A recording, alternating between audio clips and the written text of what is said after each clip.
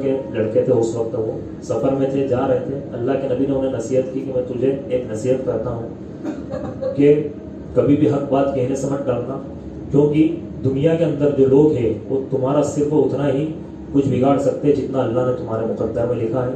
اگر اللہ نے تمہارے مقدر کے اندر نفع لکھ دیا تو پوری دنیا مل کر تمہیں نقصان نہیں پہنچا سکتی، اور اگر اللہ نے تمہارے مقدر کے اندر نقصان لکھ دیا تو پوری دنیا مل کر تمہیں نفع نہیں پہنچا سکتی. تو اگر ہمیں دین کی بنیاد پر، اسلام کی بنیاد پر اور مسلمان کی بنیاد پر تکلیف پہنچائی جاتی ہے، پریشانیاں پہنچائی جاتی ہے، تو ان خندق والوں کو یاد کرو، ان خندق والوں کو یاد کرو کہ جن کو ایمان لائے کو ابھی ایک دن بھی پورا نہیں ہوا تھا، ایک دن بھی پورا نہیں ہوا تھا.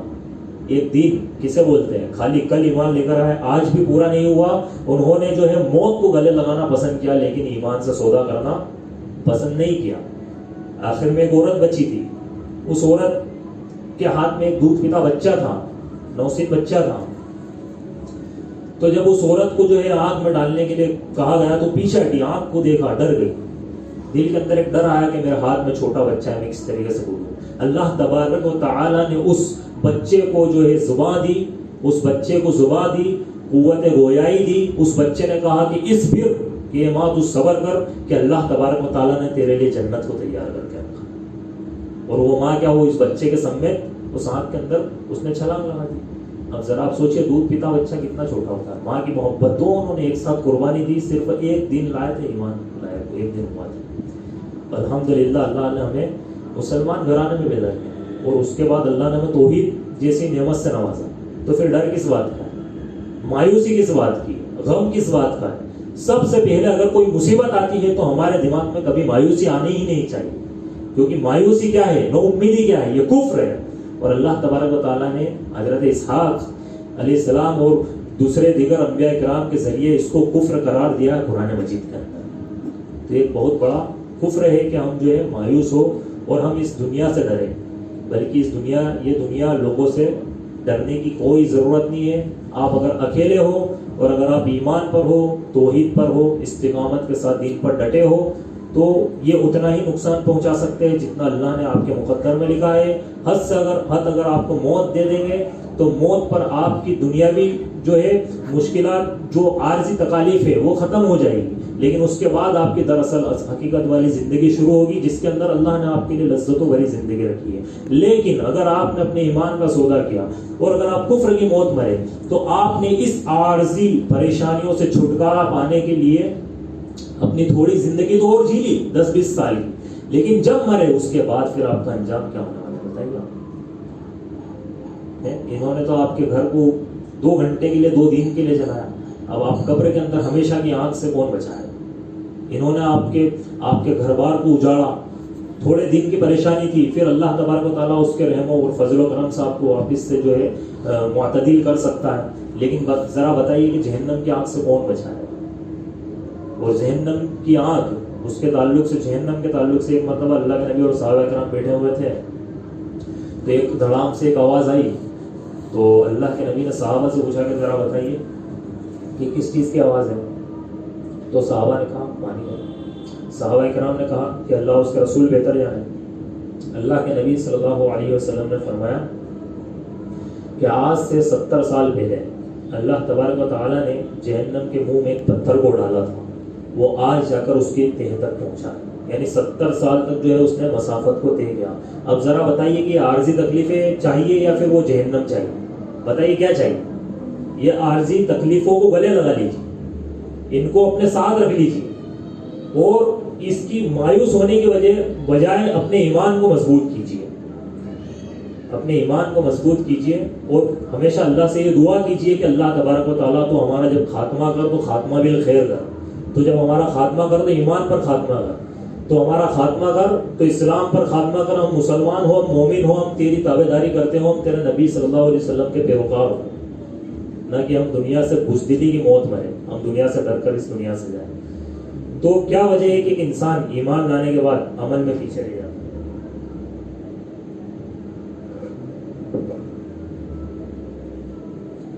5 ریزن ہے. پہلا ریزن جو ہے وہ یہ ہے کہ شیطان، یہ اللہ تبارک و تعالیٰ کی طرف سے ایک آزمائش کے طور پر ہے. اللہ تعالیٰ نے فرمایا کل نفس ذائقۃ الموت، ہر نفس کو جو ہے وہ موت کا مزہ چکھنا ہے، ایک دن اس دنیا سے جانا ہے۔ وَلَوْ كُنْتُمْ فِي بُرُوجٍ مُشَيَّدَةٍ، چاہے وہ مضبوط ٹیلوں کے اندر کیوں نہ بند ہو۔ ایک انسان اگر مضبوط ٹیلوں کے اندر بھی بند ہوگا تو اس کو موت آ جائے گی، وہ موت سے بچ نہیں سکتا ہے۔ دنیاوی زندگی ایک امتحان۔ سورہ ملک سورہ نمبر 67 آیت نمبر 2 میں اللہ تبارک و تعالیٰ نے فرمایا الذی خلق الموت والحیات لیبلوکم ایکم احسن عملا، کہ اللہ تبارک و تعالیٰ نے موت اور حیات کو، یعنی موت اور زندگی کو بنایا، پیدا کیا تاکہ وہ آزمائے کہ تم میں سے کون بہترین عمل کرنے والا ہے۔ اللہ نے ہمیں پیدا ہی اس لیے کیا کہ وہ دیکھے، ہمیں آزمائے کہ بہترین عمل کرنے والا کون ہے۔ بہت سے لوگ سوال کرتے ہیں کہ بھئی اللہ نے ابلیس کو کیوں بنایا، ابلیس کو بنایا کہ اس کو بنانے کی وجہ کیا تھی؟ وَمَا خَلَقْتُ الْجِنَّ وَالْإِنسَ إِلَّا لِيَعْبُدُونَ، ہم نے جنوں اور انسانوں کو صرف اپنی عبادت کے لیے پیدا کیا۔ اللہ تبارک و تعالیٰ نے عبادت کے لیے جنوں اور انسانوں کو اللہ تبارک و تعالیٰ نے پیدا کیا۔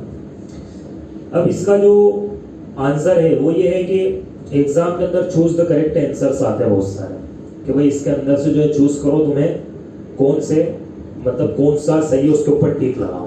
بھئی آپ کی ایگزام کے اندر ایمان ہے، عمل صالح ہے، صبر ہے، حق ہے، اور ابلیس بھی ہے، صراط مستقیم بھی ہے، تو آپ کو ابلیس پر ٹیک نہیں لگانا ہے، ابلیس کے اوپر ٹیک نہیں لگانا ہے۔ اللہ تبارک و تعالیٰ نے ابلیس کو جو پیدا کیا وہ ہماری آزمائش کے لیے پیدا کیا، ہمارے صراط مستقیم، ہمارے سیدھے راستے پر اڑچن ڈالنے کے لیے پیدا کیا۔ ابلیس نہیں ہوتا تو ہم بڑی آسانی سے جو ہے جنت کو پا لیتے، لیکن جنت کوئی چھوٹی موٹی چیز تو ہے نہیں، جنت کو پانے کے لیے بھی ایک ٹاسک تھی، اور وہ ٹاسک کیا تھی؟ وہ تھا ابلیس، جس کو اللہ تبارک و تعالیٰ نے دنیا کے اندر وَلَا تَجِدُ أَكْثَرَهُمْ شَاكِرِينَ کے تحت، کہ کل قیامت کے دن اللہ تبارک و تعالیٰ اپنے اکثر بندوں کو ناشکر پائے گا، اور اس کی وجہ کیا ہوگی؟ اس کی وجہ ہوگی شیطان۔ جس طریقے سے چور جو ہے وہ ایک بھائی جھوپڑ پٹی میں جا کے تو وہ چوری کرے گا نہیں، بھلے وہ اس کے پورے دروازے کھلے ہو، سب کچھ اس کو دکھ رہا ہوگا، ہاں بھائی اندر جانے کا بھی راستہ ہے، تو وہاں جا کے وہ کرے گا کیا؟ ایک کچے مکان میں جا کے وہ کرے گا کیا؟ بھلے وہاں کا دروازہ بھی کمزور ہو، لات مارے گا، گر جائے گا، پھر کچھ وہ جو ہے چور اس گھر کے اندر داخل نہیں ہوگا، کیونکہ اس کو پتا ہے یہاں کچھ ملنے والا نہیں ہے، یہ تو پہلے ہی سے غریب ہے۔ لیکن ایک حویلی ہے، ایک مالدار گھرانہ ہے، اس کے اندر ایک بنگلو کے اندر جو ہے ایک چور جو ہے وہ جانا زیادہ پسند کرے گا، اس کے لیے وہ بہت دنوں تک اسکیم بٹھائے گا، اس کے لیے وہ بہت پروپیگنڈے کرے گا، اس کے لیے وہ بہت ساری پلاننگ بنائے گا کہ اس کو کسی طریقے سے اس کی تجوری کو خالی کرنا ہے، کہ اس کے پاس بہت پیسہ بہت جمع کر رکھا ہے۔ اسی طریقے سے شیطان اس کے پیچھے نہیں جائے گا کہ جس کا جیب پہلے ہی سے ایمان اور توحید سے خالی ہو، وہ اسی کے پیچھے آئے گا جس کے دل اور جس کے دماغ اور جس کے جیب کے اندر توحید کی دولت بھری ہے، کہ وہ اس کا جو ہے وہ سوچے گا کہ میں اس کا کام تمام کر دوں، کیونکہ یہ جنت کے راستے پر چل رہا ہے اور صراط مستقیم سے ایک انسان کو بھٹکانے کی کوشش کرے گا۔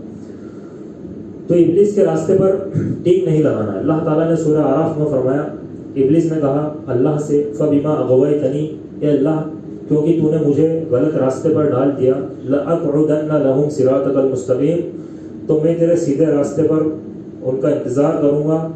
کس کا انتظار کرے گا؟ ہمارا اور آدم علیہ السلام کا انتظار کرے گا۔ ثُمَّ لَآتِيَنَّهُمْ من بین ایدیہم ومن خلفہم، پھر آگے سے بھی ان کے اوپر حملہ کروں گا اور پیچھے سے بھی ان کے اوپر حملہ کروں گا۔ یہ ابلیس کی بات ہے۔ ابلیس کس سے بول رہا ہے؟ یہ اللہ تبارک و تعالیٰ سے ڈائریکٹ بول رہا ہے۔ وَأَنْ أَيْمَانِهِمْ، ان کے اوپر دائیں سے بھی حملہ کروں گا، وَأَنْ شَمَائِلِهِمْ، بائیں سے بھی حملہ کروں گا۔ اب ذرا آپ بتائیے کہ ایک دیش ہے، اس کے اوپر سب دور سے اگر حملے کر دیے جائے تو وہ دیش بچے گا؟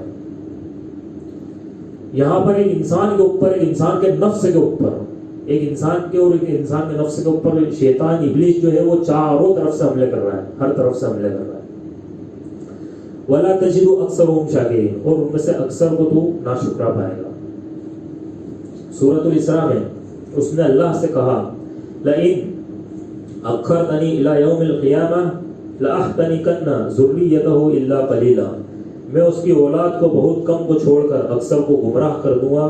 اور یہی تو ابلیس کر رہا ہے۔ قرآن میں آتا ہے سورہ نساء میں کہ یعیدہم، ابلیس نے وعدہ کیا، وَیُمَنِّیہم، وہ تمنائیں پیدا کرتا ہے، وَمَا یعیدہم الشیطان الا غرورا، اور شیطان کے وعدے، شیطان کی تمنائیں سوائے دھوکے کے سامان کو کچھ بھی نہیں۔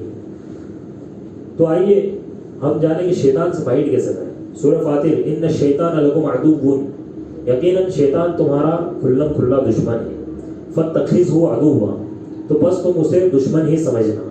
ہم سے جو سب سے بڑی غلطی ہوتی ہے وہ غلطی یہ ہوتی ہے کہ ہم عمل تو کرتے ہیں لیکن اس کے اندر کبھی شیطان کا خیال نہیں رکھتے. مطلب شیطان کو دماغ میں نہیں رکھتے کہ شیطان بھی موجود ہے اس راستے پر، وہ ہمیں بھٹکائے گا اور وہ بھٹکا دیتا ہے، وہ ہمیں روکے گا اور وہ ہمیں روک دیتا ہے. اور اگر آپ دیکھیں گے تو یہ چیز آپ کو محسوس ہوگی. شیطان جس کا تذکرہ اللہ تبارک و تعالیٰ نے قرآن مجید کے اندر بارہا کیا اور وہ باقاعدہ اللہ تبارک و تعالیٰ سے وعدہ کر گیا بھئی آپ کو جہنم میں پہنچانے کا سب سے بڑا ہاتھ کس کا ہے؟ نعوذ باللہ، شیطان کا ہاتھ ہے. اور شیطان ہی کے بارے میں آپ کو انفارمیشن نہیں ہے. یعنی جو آپ کا سب سے بڑا دشمن ہے، جو آپ کا جانی دشمن ہے، اس سے بھی بڑا دشمن ہے، اس کے بارے میں آپ کو ذرا سی بھی انفارمیشن نہیں ہے. اب جب انفارمیشن نہیں ہوگی تو ایک انسان جو ہے عمل کرتا جائے گا اور وہ اسی کے راستے پر چلا جائے گا، کیونکہ اس سے وہی بچے گا جس کو اس کے بارے میں نالج ہوگا، جس کو اس کے بارے میں علم ہوگا اور جو اللہ تبارک و تعالیٰ سے اس کی پناہ مانگے گا. فاتخذوا عدوا، اس سے دشمنی سمجھنا. انما يدعو حزبه ليكونوا من اصحاب السعير، کہ جو ابلیس ہے وہ اپنے ماننے والوں کو بلاتا ہے تاکہ وہ جہنم کی آگ والے بن جائیں.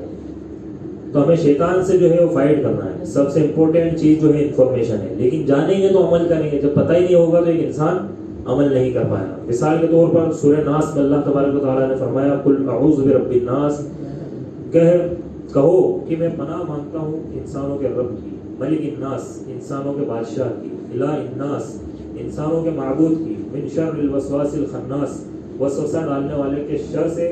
جو وسوسہ ڈالتا ہے وہ پیچھے آ جاتا ہے.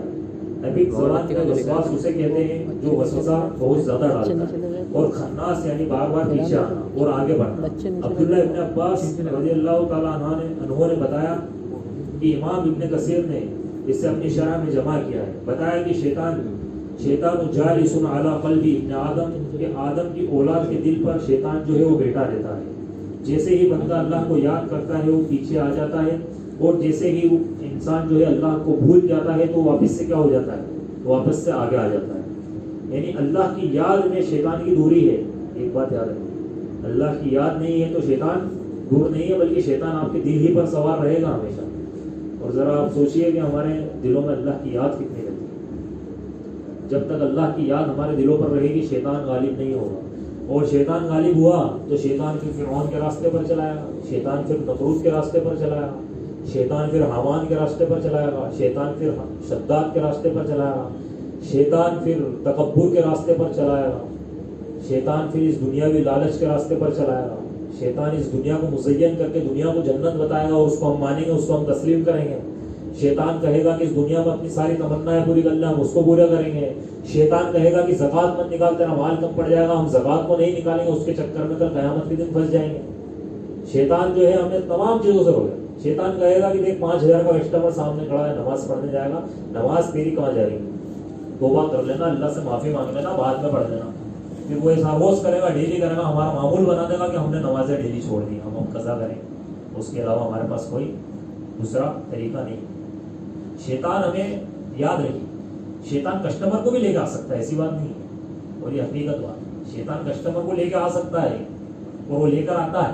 اور وہ ایسے ٹائم پر بڑا کسٹمر بھی لاتا ہے. کئی بار ایک انسان جو ہے نماز کے لیے نکلتا ہے اور بڑا کسٹمر آ جاتا ہے کہ بھائی دیکھ لو 500 پیس چاہیے اور ابھی چاہیے 5 منٹ کے اندر، اگر ابھی اویلیبل کروا سکتے ہو تو کروا دو، نہیں تو میں جا رہا ہوں.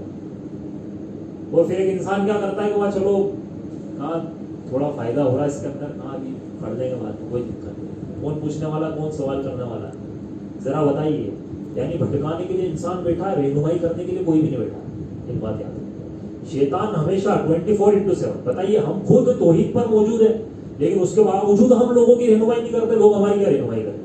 لیکن شیطان جو ہے بھڑکانے کے لیے بیٹھا ہوا ہے، انسان کو راہ مستقیم سے ہٹانے کے لیے بیٹھا ہوا، اور 24/7 وہ جو ہے ایکٹیو ہے اور اپنے کام میں لگاتار محنت کر رہا ہے. اور وہ محنت کرتے کرتے لوگوں کو اس قدر جہنم کی آگ کی طرف لے جا رہا ہے کہ اس کا کوئی جو ہے نظیر نہیں ہے، کوئی مثال نہیں کہ کس قدر جو ہے وہ لوگوں کو بھٹکا رہا ہے. اللہ کے نبی صلی اللہ علیہ وسلم نے مثال دی. کیا مثال دی؟ کہ جس طریقے سے ایک آدمی، پروانے جو ہوتے ہیں، پروانے جو ہوا میں اڑتے ہیں، جب آگ جلتی ہے تو اس کے آس پاس آتے ہیں وہ شخص جو آگ جلاتا ہے پروانوں اور پتنگوں کو پیچھے ہٹاتا ہے، دور بھگاتا ہے، لیکن وہ پروانوں اور پتنگے اس آگ کے اندر آ کر کود جاتے ہیں اور وہ جل جاتے ہیں۔ اللہ کے نبی نے فرمایا، مثال دی کہ میں اسی طریقے سے، جس طریقے سے وہ آدمی ان پتنگوں اور پروانوں کو دور بھگاتا ہے، اسی طریقے سے میں اپنی امت کے لوگوں کی پیٹھ پکڑ پکڑ کر انہیں جہنم کی طرف سے پیچھے کھینچ رہا ہوں، جہنم سے ہٹا رہا ہوں، جہنم کے کناروں سے ان کو ہٹا رہا ہوں۔ لیکن امت ہے کہ وہ جہنم کی طرف بھاگی چلی جاتی، وہ جہنم کی طرف بھاگی چلی جاتی۔ تو اللہ کے نبی صلی اللہ علیہ وسلم نے بتایا، تو جہنم کی طرف بھگا کر کون لے جائے؟ جہنم کی طرف بھگا کر لے جانے والا شیطان ہے۔ ارے بھیا، شیطان نے تو آدم علیہ السلام کو جنت میں سے نکلوا دیا، ہمیں جنت میں کیسے جانا جانا ہوگا؟ یہ بہت مشکل ٹاسک ہے جس کو ہم بڑا معمولی سمجھتے ہیں، شیطان کو ہم ہلکے میں لیتے ہیں کہ شیطان تو کیا ہے، شیطان کوئی مسئلہ والی بات نہیں ہے، لیکن ہم اس کی چالوں کو نہیں سمجھتے۔ بھائی وہ بڑے بڑے وعدے کر کے آیا ہے، اور شیطان یہ جانتا ہے کہ جہنم کتنی شدید ہے، اور کل قیامت کے دن وہ اللہ کے سامنے سجدے میں گرے گا، وہ توبہ و استغفار کرے گا۔ شیطان کو پتا ہے کہ اللہ رب العزت ان الفاظ سے مان جائے گا۔ شیطان جانتا ہے، یہ حدیث موجود ہے کہ شیطان کل قیامت کے دن اللہ تبارک و تعالیٰ سے جو ہے، جو اس کو الفاظ یاد ہے، جو اس کو الفاظ یاد ہے، وہ الفاظوں سے جو اللہ سے توبہ استغفار کرے گا، اور اللہ اس کو معاف کر سکتا ہے اگر وہ الفاظ اس کے دماغ میں آ گئے، لیکن اللہ تبارک و تعالیٰ ان الفاظوں کو اس کے دماغ سے نکال دے۔ تو ذرا آپ خود سوچئے کہ وہ شخص جو تمہیں اس چیز کی طرف لے کے جا رہا ہے، وہ کل قیامت کے دن اس چیز سے بھاگے گا۔ تو ہم جو ہے، اگر ہم ایکٹیو نہیں ہوئے اور اگر ہم نے خود اپنے نفسوں کا محاسبہ نہیں کیا، تو ہم لوگوں کو تو دور کی بات، ہم اپنے آپ کو نہیں بچا سکیں گے، ہم اپنے گھر والوں کو نہیں بچا سکیں گے۔ ہمارے گھروں کے اندر دین کتنا ہے، ہمارے اندر دین کتنا ہے، ہمیں دیکھنے کی سخت ضرورت ہے۔ تب جا کر عمل ہمارے اندر آئے گا، اور پھر ہمارے کردار سے جو ہے اسلام کی دعوت و تبلیغ ہوگی، اس کی نشو و نما ہوگی، جس طریقے سے اللہ کے نبی کے کردار سے ہوگی۔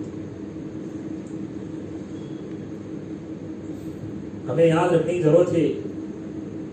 تو آئیے ہم اس حدیث پر عمل کر کے شیطان سے بچتے ہیں کہ من سلک طریقا یلتمس فیہ علما، کہ جو علم حاصل کرنے کے لیے کسی راستے پر چلے گا، بڑی بڑی جو ہے جامع حدیث ہے کہ جو علم حاصل کرنے کے لیے کسی راستے پر چلے گا، سہل اللہ لہ بہ طریقا الی الجنہ، تو اللہ تبارک و تعالیٰ اس کے لیے جنت کے راستے کو آسان کر دے گا، اور پھر وہ جنت کے اندر داخل ہو جائے گا۔ دوسری جو چیز ہے وہ نفس، جو ہمیں عمل سے روکتا ہے۔ سورہ شمس آیت نمبر 6 اور 7 میں اللہ تبارک و تعالیٰ نے فرمایا، وَنَفْسٍ وَمَا سَوَّاهَا، اور نفس کو جو ہم نے سنوارا، فَأَلْهَمْهَا فُجُورَهَا وَتَقْوَاهَا، پھر اس کو بچ کر چلنے کی اور بدکاری کی سمجھ دی۔ قَدْ أَفْلَحَ مَنْ زَكَّاهَا، وہ کامیاب ہو گیا جس نے اسے سنوارا، وَقَدْ خَابَ مَنْ دَسَّاهَا، وہ ناکام ہو گیا جس نے اسے بگاڑا۔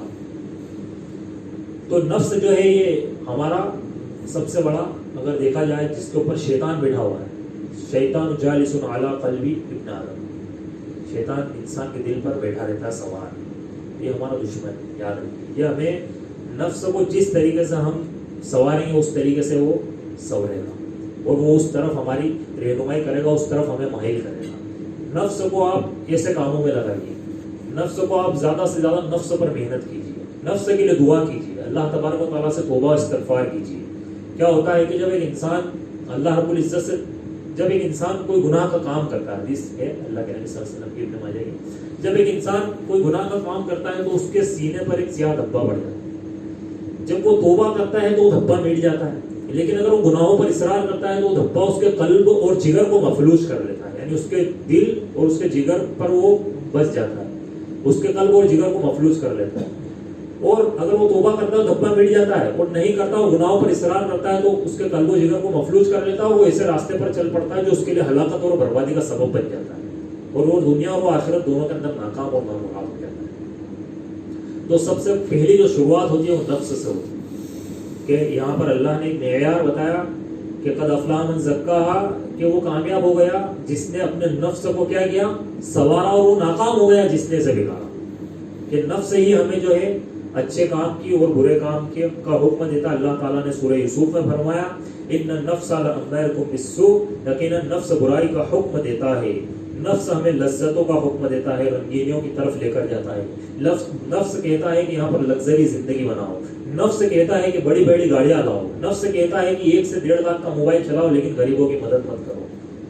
نفس یہ تمام چیزیں ہمیں کرنے کی کہتا ہے اور ہم وہ تمام چیزیں کیا کرتے ہیں؟ اس پر ہم عمل بھی کرتے ہیں. نفس ہمیں برائیوں کا حکم دیتا ہے. اور وما الحیات الدنیا الا متاع الغرور، دنیا جو ہے یہ ایک انسان کو عمل کرنے سے روکتی ہے اور اس کی محبت کہ دنیاوی زندگی کا سامان سوائے دھوکے کے اور کچھ بھی نہیں ہے. سنن ترمذی کی صحیح حدیث ہے کہ اللہ کے رسول صلی اللہ علیہ وسلم نے فرمایا الا ان الدنیا ملعون ما فيها الا ذکر اللہ وما اولاه، کہ در حقیقت یہ دنیا پر اللہ کی لعنت ہے. اللہ کے نبی نے فرمایا کہ در حقیقت یہ دنیا پر اللہ کی لعنت ہے اور جو کچھ اس میں سب پر اللہ کی لعنت ہے سوائے اللہ کی یاد اور یاد سے جڑی ہوئی چیزیں یا عالم یا متعلم، ان چیزوں پر اللہ کی لعنت نہیں. عالم کا مطلب کیا ہوتا ہے؟ عالم کا مطلب ہوتا ہے علم سیکھنے والا، علم سکھانے والا. وہ متعلم، اور عالم کا مطلب ہوتا ہے علم حاصل کرنے والا اور متعلم کا مطلب علم سکھانے والا. یعنی علم حاصل کرنے والا اور علم کو سکھانے والا، اور اس دنیا کے اندر جو ہے کیا نام ہے اللہ کی یاد اور یاد سے جڑی ہوئی چیزیں، ان تمام چیزوں پر اللہ کی لعنت نہیں ہے. اور اس کے علاوہ جتنی بھی چیزیں ان تمام کی تمام چیزوں پر کیا ہے؟ اللہ کی لعنت ہے. اللہ نے ان کو ملعون قرار دیا. جیسا اللہ نے گوشت کھانے کی اجازت دی لیکن کچھ گوشت کو حرام کیا، جیسے کہ بکری کا گوشت، اللہ تبارک و تعالیٰ نے اس کو کیا کر دیا؟ اللہ کے نبی صلی اللہ علیہ وسلم نے فرمایا مت دنیا فی الآخرہ، دنیا کی آخرت کے سامنے کیا اوقات ہے، کیا حیثیت ہے. لوگوں کے ذہنوں میں ہے کہ دنیا بڑی رنگین ہے، بڑی لگژری لائف یہاں پر ہوتی ہے. لوگوں کے دماغ میں جب دنیا کی اچھی پکچر آتی ہے تو دبئی کی پکچر آتی ہے. جب لوگوں کے دماغ میں دنیا کی اچھے سے اچھے جو ہے وزٹنگ کی پکچر آتی ہے تو وہی کشمیر لوگوں کے دماغ کے اندر آتا ہے. اور بڑی بڑی سٹیاں جو ہے لوگوں کے دماغ کے اندر آتی ہے کہ بھئی دنیا اتنی مست ہے، اتنی اچھی ہے، اتنی رنگین ہے، اتنی خوبصورت ہے. لیکن اللہ کے نبی نے فرمایا کہ جنت ایسی ہے کہ ولا عین رأت ولا اذن سمعت وما خطر علی قلب البصر، کہ نہ کسی آنکھ نے کبھی اس کو دیکھا ہوگا، نہ کبھی کسی کان نے اس کے بارے میں سنا ہوگا، اور نہ ہی کبھی کسی دل پر اس کا تصور ہی گزرا ہوگا. یعنی کسی دل پر اس کا تصور ہی نہیں گزرا. جنت ایسی چیز ہے بھائی، آپ کیا تصور کر سکتے ہیں؟ کریے. لیکن جنت اس سے بھی بڑھ کر ہے. بل تؤثرون الحیاۃ الدنیا والآخرۃ خیر وابقیٰ، کہ آخرت کی زندگی جو ہے وہ بہتر ہے اور وہ باقی رہنے والی ہے. اللہ کے نبی نے فرمایا، اللہ کے نبی صلی اللہ علیہ وسلم نے فرمایا کہ دنیا کی حیثیت اللہ کے نزدیک اتنی ہے کہ تم میں سے کوئی اپنی انگلی کو سمندر کے اندر ڈالے اور پھر اس کو نکال لے، جو سمندر میں سے انگلی کے اندر آئے گا وہ دنیا ہے اور جو بچ گیا وہ آخرت ہے. یعنی دنیا کی حیثیت اللہ رب العزت کے نزدیک اس کے برابر بھی نہیں ہے. اب ذرا بتائیے، ہم انگلی ڈال کر نکالیں گے، کچھ ہاتھ میں آئے گا اور وہ کب تک سوکھ جائے گا؟ وہ مشکل سے 5-10 سیکنڈ میں اس میں سے بھی گرتا رہے گا تھوڑا تھوڑا، تو وہ بھی جو آیا وہ بھی جا رہا ہے. تو پھر اس کی حیثیت ہی کیا بچی؟ یعنی دنیا کی حیثیت بتائیے. ہمیں قطرہ کمانے کے لیے زندگی پریشان ہو گئی. مطلب اس قدر ایک انسان الجھا ہوا ہے کہ اس نے سب کچھ چھوڑ دیا، اس نے اللہ کو بھلا دیا. اس نے اپنے نفس کا اس قدر اس کی پیروی کری کہ اس نے خالی ایک قطرہ کمانے کے لیے کیا مثال دی اللہ تبارک و تعالیٰ نے؟ ایک قطرہ سمندر میں انگلی ڈال کے نکال لی، ایک قطرہ آیا، اس کے برابر یہ دنیا ہے، اس سے زیادہ کچھ بھی نہیں ہے. اس کو کمانے کے لیے انسان نے اس قدر دنیا کے اندر محنت کری، اس قدر دنیا کے اندر محنت کری کہ اگر اس محنت کو دین پر کر دیتا تو وہ جو ہے وہ اعلیٰ مرتبہ پر فائز ہو جاتا، وہ حافظ قرآن بن جاتا، وہ عالم دین بن جاتا. ارے بہت دور کی بات ہے. ایک انسان کو آج باپ کا جنازہ نہیں پڑھا سکتا ہے انسان، بتائیے آپ، اپنی بیٹی کا نکاح نہیں پڑھا سکتا ہے انسان. یہ تو معاملات ہے، کہاں عالم دین اور کہاں متقی اور پرہیزگار. تو اتنی محنت ہم نے جو ہے دنیا پہ کی یا نہیں کی؟ بتائیے آپ، کتنی محنت کی ہم نے پیسہ جوڑنے کے لیے، کتنی محنت کی. وہ تمام محنت جو ہے ایک مری ہوئی بکری سے بڑھ کے نہیں ہے، اور تمام محنت ایک پانی کے قطرے سے بڑھ کے نہیں. باقی ہم نے جو چھوڑ دیا اس سمندر کو چھوڑ دیا، جس سمندر کی دراصل آخرت کے مقابلے میں مثال. تو کبھی پریکٹیکلی اس کو کر کے دیکھیے گا اور آپ کو پتہ چلے گا. اور جب گناہ کرنے کا دل کرے نا کہ میرے کو گناہ کرنا ہے، کوئی بھی گناہ کرنا ہے، کوئی سا بھی، تو اس وقت ایک موم بتی لینا، اس موم بتی کے اوپر اس میں آگ لگا کے اپنے ہاتھ کو اس کے اوپر رکھنا، دیکھنا کتنی دیر آپ اپنے ہاتھ کو رکھ پاتے ہو، کتنے اوپر آپ رکھ پاتے ہو. 1 منٹ رکھ پاؤں گے؟ 30 سیکنڈ رکھ پاؤں گے؟ جب ہاتھ جلے گا اس کو پیچھے کی طرف کھینچو، ڈرو گے کہ یار ہاتھ جل جائے گا۔ اب ذرا بتائیے کہ یہاں پر ہم 30 سیکنڈ ایک دنیاوی آگ، اور وہ بھی چھوٹی سی آگ، اس کے آگے ہم نہیں ٹک پا رہے تو ہم کیا اس کا مقابلہ کر لیں گے کہ جو جاتے ہی ختم کر دے گی، پھر واپس سے جوڑ دیا جائے گا، پھر ختم کر دے گی۔ تو یہ جو ہے ہمیں پریکٹیکلی کر کے دیکھنے کی ضرورت ہے۔ قیامت کے دن ایسا لگے گا کہ کچھ گھنٹے ہمارے گزرے یا کچھ دن ہم گزار کر آئے، والآخرۃ خیر وابقیٰ بل تؤثرون الحیاۃ الدنیا۔ بھائیو اور دوستو، کیا جس نے ہمیں پہلی بار بنایا وہ ہمیں دوبارہ نہیں بنا سکتا؟ وہی اللہ تبارک و تعالیٰ ہمیں دوبارہ بنائے گا۔ تو علاج کے طور پر ہم مرنے کے بعد کی زندگی کو یاد کریں۔ حقیقت یہ ہے کہ ہمارا ایڈریس جو ہے وہ چینج ہو جائے گا، ایک دن ہمارا پتہ چینج ہونے والا ہے۔